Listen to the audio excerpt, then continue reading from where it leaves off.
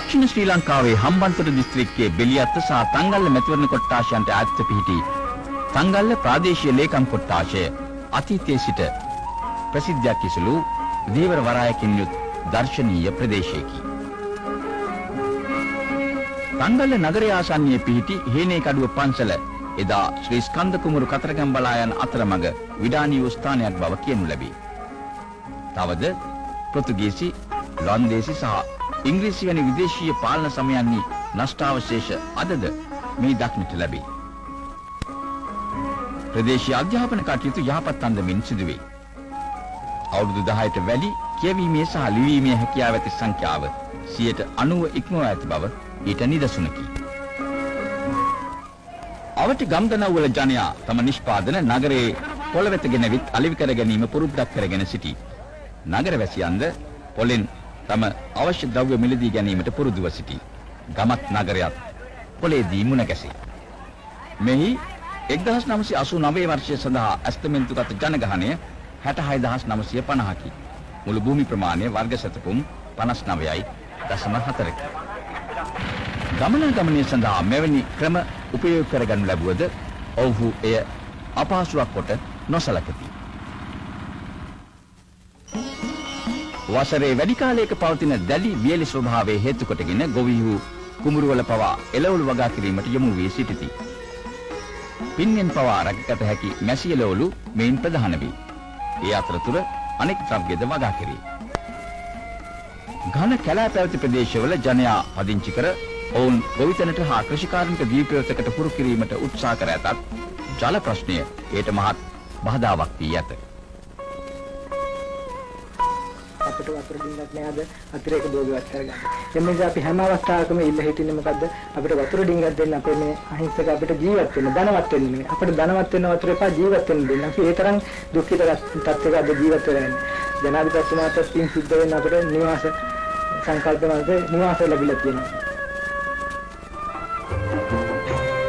ගොවීන් යොමු වී ඇති ගොඩගොවිතැන ව්‍යාප්ත කිරීමට හම්බන්තොට ඒකාබද්ධ ග්‍රාම සංවර්ධන සැලැස්ම කෘෂිකාර්මික ලිං සකස් කර ගැනීමට ආධාර කරයි. වියලි කාලගුණයේ හේතුවෙන් කලපු සිඳී යාම නිසා මෙවැනි කර්මාන්ත සඳහාද බාධා පැමිණි. යාන්ත්‍රිකව සුදු කොහු සකස් කිරීමේ යන්ත්‍රාගාර මගින් ගෘහ කර්මාන්ත කරුවන්ට අවශ්‍ය කොහු සැපිය හැකිය. වලාකුළු කැරලි ගැසී එක රිද්මයකට සකස් වන විට ඒ මෝසම් වැසි ලකුණු බව ගම්හු දනිති. මේ කාලවල ලැබෙන ජලය උපරිම වශයෙන් රඳවා ගැනීමට කැඩී ගිය ගම් යුරු සකස් කර ගැනීම ආදී ක්‍රියාවල නිරත වේ. මාර්ග පිළිසකර කිරීමද මෙහිදී සිදුවේ.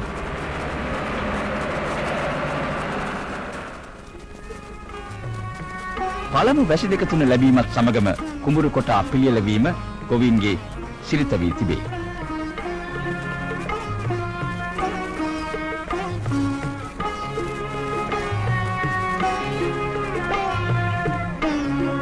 ඊශානදික මෝසම් වැසි ලැබීමත් සමගම ප්‍රදේශය හරහා ගලා බසින ප්‍රධාන ජල මාර්ග දෙක වන කිරමෝය සහ ඌරුබුකෝය ජලයෙන් පෝෂණය වේ.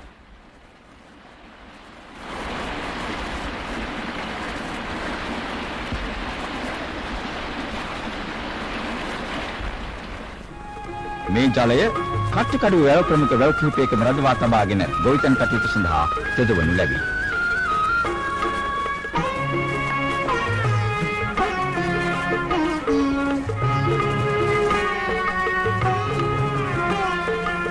වැව් ජලයෙන් පිරී යත්ම ප්‍රදේශයේ ගොවියා තුළ එතෙක් පැවති කනස්සල්ල පහ වී යයි.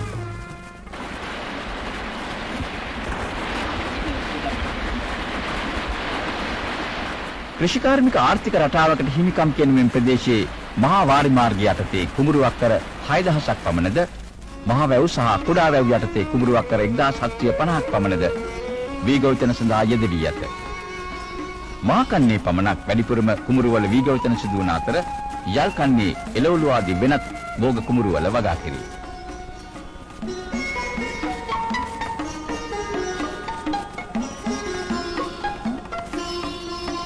පොල් වගාවන්ද මේ ප්‍රදේශයේ සාර්ථකව සිදු කෙරේ. ජීවර කර්මාන්තයේදී මෙන්න මේ වගේ ලනු ප්‍රයෝජනයට ගන්න සිද්ධ වෙනවා. ඒ ලනු ප්‍රයෝජන ගන්නකොට අපි මේ ලනු වල කොනට යම්කිසි ගැටයක් යොදන්න ඕනේ. මම ඔයගලන්ට කියලා දෙන්නම් කොහොමද මේ ගැටේ යොදන්නේ කියලා.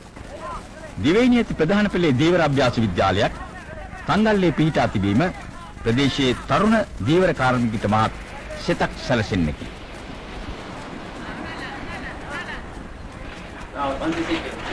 දිවයිනේ පොකිරිස්තන් අපනයනෙන් 75%ක්ම හම්බන්තොට දිස්ත්‍රික්කයෙන් වීම වැදගත් කොට සැලකිය හැකිය.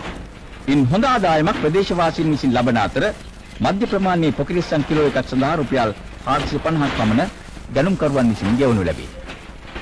මූලික පිළියෙල කිරීම අවසානයේ වරාය ආසන්න ගබඩාවලට යවන අතර එහිදී තවදුරටත් ඇසුරුම් දියුණු කර ජපානය ආදී විදේශ රටවලට අපනයනය කරනු ලැබේ.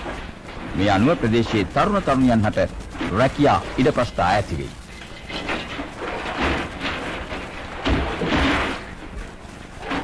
මේ කාලවල වෙනත් ප්‍රදේශවල ධීවර කාර්මිකයන් පොකිරිස්සන් නැල්ලීම සඳහා හම්බන්තොට දිස්ත්‍රික්කයේ ධීවර ගම්මානවලට ඇදී ඒම සිරිතකි. මුලදී සුළු වශයෙන් පැවතියත් වසර කිහිපයක සිට මේ උම්බලකඩ නිෂ්පාදනයේ වාණිජ්‍ය ස්වරූපයක් ගෙන තිබේ. විශේෂයෙන් කුඩාවැල්ල ප්‍රදේශයේ තරුණ තරුණියන් ස්වයං රැකියාවක් වශයෙන් මෙම කර්මාන්තය හඳුනාගෙන තිබේ. ඉතා කෙටි කාලයක් තුළ ප්‍රමාණවත් ලාභයක් මෙයින් උපයාගත හැක. මේ තරුණ තරුණියන් පහසුවෙන් යොමු කළ හැකි ස්වයං රැකියාවක් නිසා ණය සහ ආධාර ලබා දීම තුළින් මෙම කර්මාන්තය වඩාත් වැඩි දියුණු කළ හැක.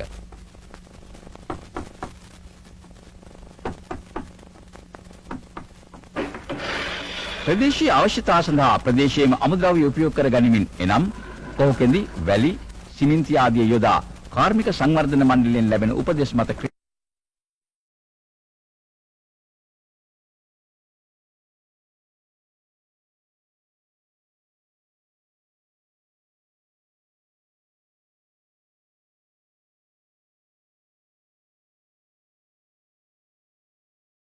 ඒ කණ්ඩායම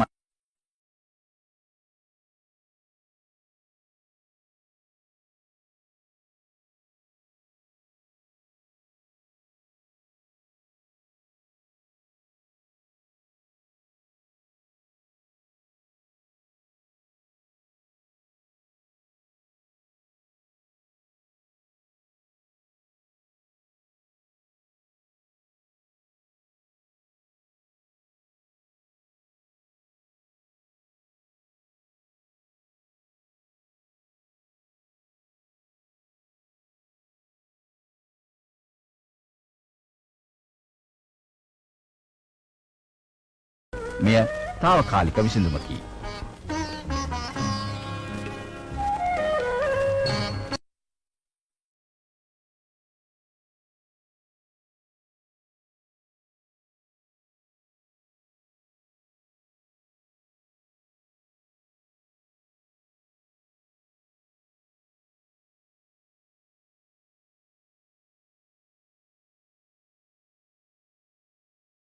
ගමන කාලයේ පටන් කලපුවට මිලදී එක්කාසු වුණු ස්වාභාවික ඇල මාර්ගයේ වසා දමා කිරිමොය ව්‍යාපාරය යටතේ වූ වැනි වතුර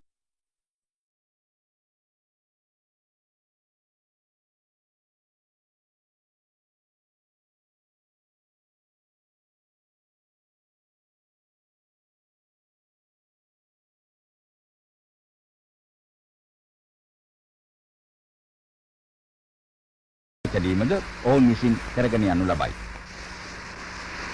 කලපුවාවට හිරිගල් පුලුස්සන පෝරුණු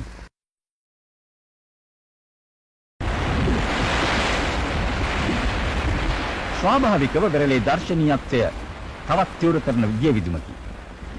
පැහැදිලි පිරිසිදු ජලය සහ පැහැපත් ලවලි තලා දේශීය මෙන්ම විදේශීය සංචාරකයන්ගේ මහත් චිත්තාකර්ෂණයට හේතු වන බවද දැක්වේ.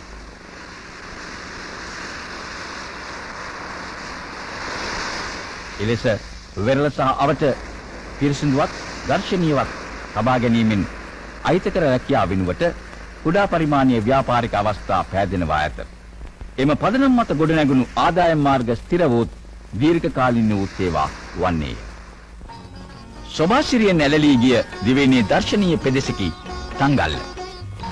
ප්‍රදේශයේම අමුද්‍රව්‍ය යොදාගෙන නිපදවන ද්‍රව්‍ය වලින් තරුණ තරුණියන්ගේ අතමිට සරුසාර වෙයි. ගැමිදිවිය සරු කරන කර්මාන්ත වලින් දකුණේ නව පිබිදීමක් දක්නට ලැබේ. සෝභා සම්පතක් වන ජල තලාවලින් වතබුලත සපයන කෙත් වතු සරුසාර වේ. තංගල්ල ප්‍රාදේශීය ලේකම් කොට්ටාශයේ සටහන් හා තොරතුරු ඇතුළත් පොත් පිංචක් ඔබ උපදිසාපති කාර්යාලයේ ඇත. ඔබට අවශ්‍ය තොරතුරු මෙම පොත් පිංච